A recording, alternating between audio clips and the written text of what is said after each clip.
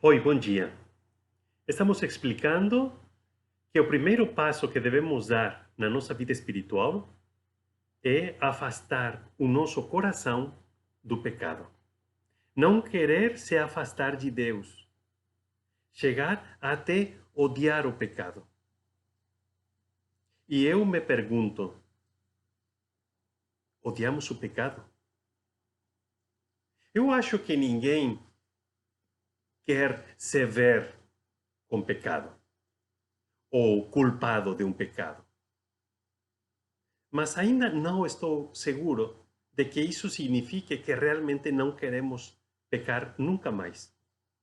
E ainda menos que realmente estamos odiando o pecado.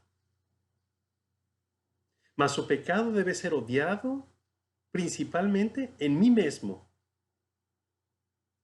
Mas também devo odiar o pecado nos outros. Não odiar os outros pecadores, mas amar as pessoas, amar também os pecadores e odiar o pecado. Às vezes acontece que eu veja aos outros pecarem com tanta liberdade, alegria, com tanta leveza, que acaba por ser para mim uma forte tentação.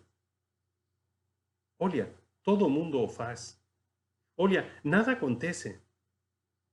Mas não. Devo odiar todo pecado. O santo é o homem antipecado.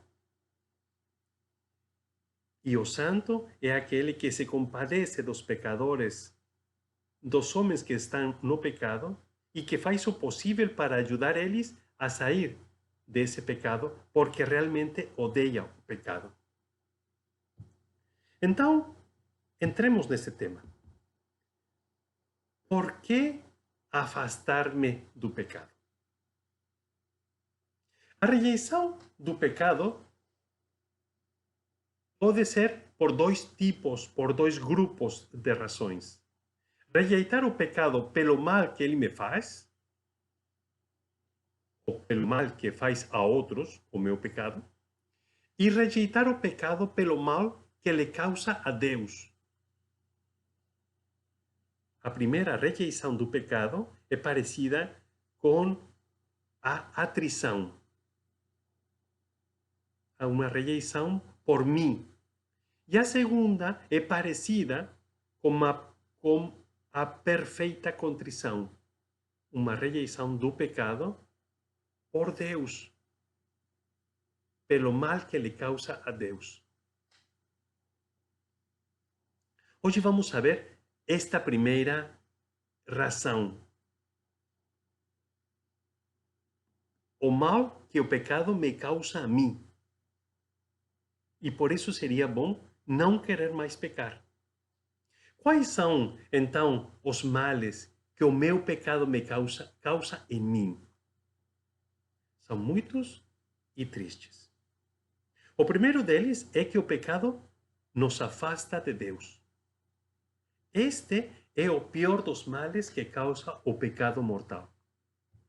Cada pecado é uma escolha.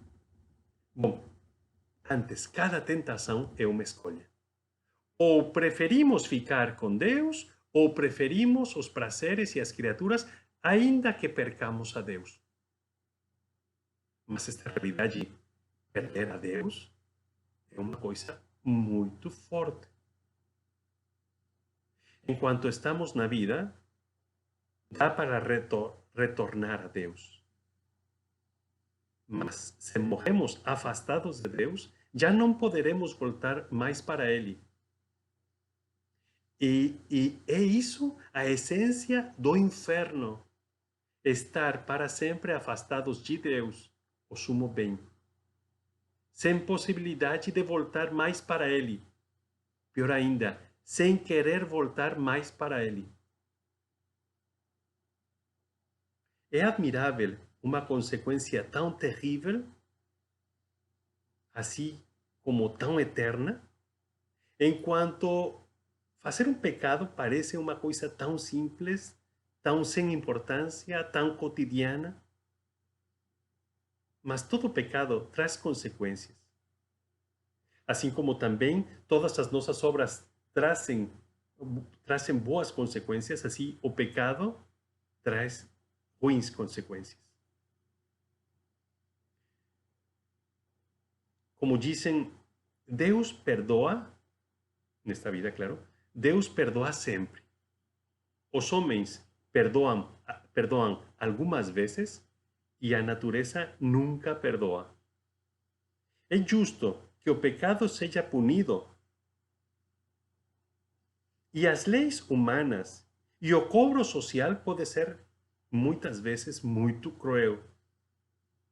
As pessoas podem ficar estigmatizadas pelos homens toda a sua vida.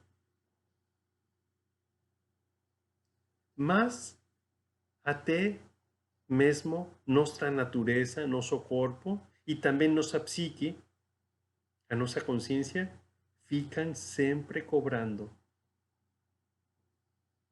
Aqueles que já leram as 1000 páginas do livro de Dostoiévski, Crime e Castigo, se lembram que o protagonista comete o crime mais ou menos na página 300 e passa as outras 700 páginas torturado, fugindo, sofrendo o castigo pelo seu crime.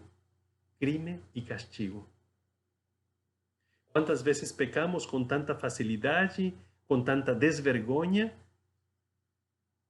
e um instante depois de pecar nos invade uma imensa vergonha que cria uma pesada tristeza. Tristeza que apenas o abraço de Deus pode reparar. Primeira, afastemo-nos do pecado, porque o pecado nos afasta de Deus. Segundo, aqui vem o segundo mal que o pecado nos traz, que é que o pecado fere.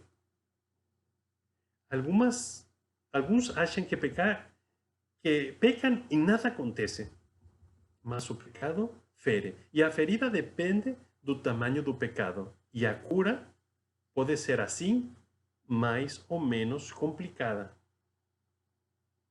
Me ferir com uma agulha pode ser que seja fácil de reparar. Mas me ferir muitas vezes pode ser que seja um pouco pior.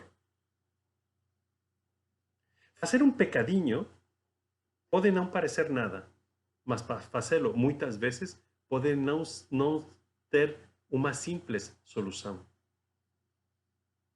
Mas se ferir com outra coisa maior do que com uma agulha, pode ser muito pior.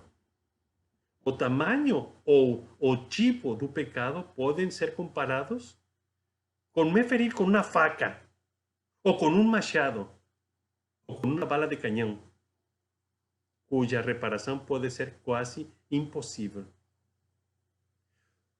Outro terceiro mal que causa o pecado em mim é que o pecado cega.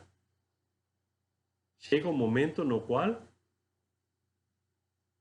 eu mesmo não percebo a maldade do pecado ou a tristeza da minha situação, quando todos os outros ao meu redor veem com clareza.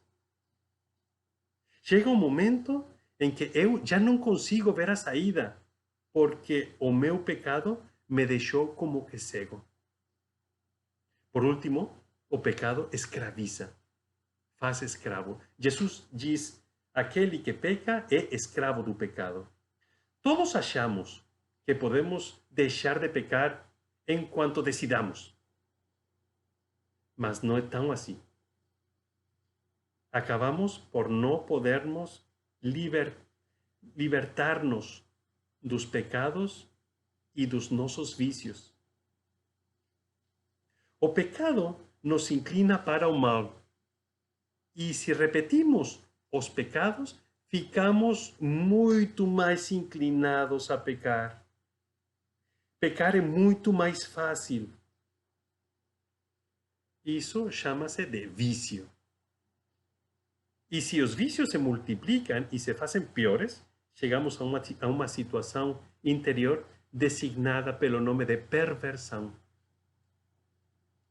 Vamos deixar aqui essas reflexões. Amanhã continuaremos explicando o mal que o pecado meu causa nos outros. O mal que causa em Deus. Tudo isso é só para convencer a nossa cabeça e principalmente a nosso coração, para convencer-nos a nós mesmos de não mais pecar, até chegar a afastar-nos do pecado para sempre. A todos nos acompanha a bênção de Deus Todo-Poderoso, Pai e Filho e Espírito Santo. Amém. Muito obrigado.